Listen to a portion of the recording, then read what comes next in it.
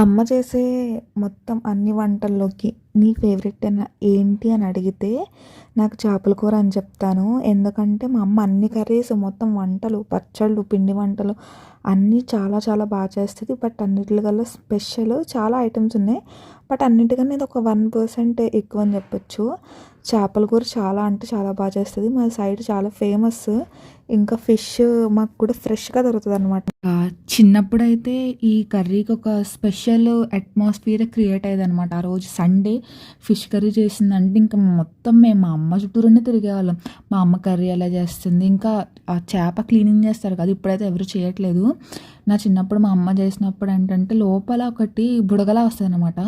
మీలో ఎంతమందికి అది తెలుసు నాకు తెలియదు. మేమైతే మా అమ్మ ఎప్పుడెప్పుడు ఆ బుడగ లాంటిది తీస్తుందా, ఎప్పుడెప్పుడు తొక్కుతానా నేను అని చెప్పి చాలా ఈగర్గా వెయిట్ చేసేదాన్ని.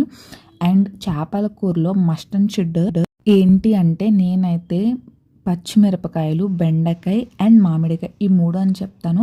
బెండకాయ ఉన్నా లేకపోయినా కూడా ఓకే, కానీ మామిడికాయ అండ్ పచ్చిమిరపకాయలు అయితే మాకు కంపల్సరీ. అది వేస్తే ఇంకా టేస్ట్ డబల్ అయిపోద్ది అనమాట. ఈ శన ఫ్రై అనమాట, చేప గుడ్లు అంటారు కదా, ఇది కూడా ఫ్రై చేసింది. అండ్ ఫస్ట్ పులుసుతో తినాలి, తర్వాత ఫ్రైతో తినాలి. ఫ్రై కూడా పులుసులో కలుపుకుంటే టేస్ట్ బాగుంటుంది, బాగా అనిపిస్తుంది.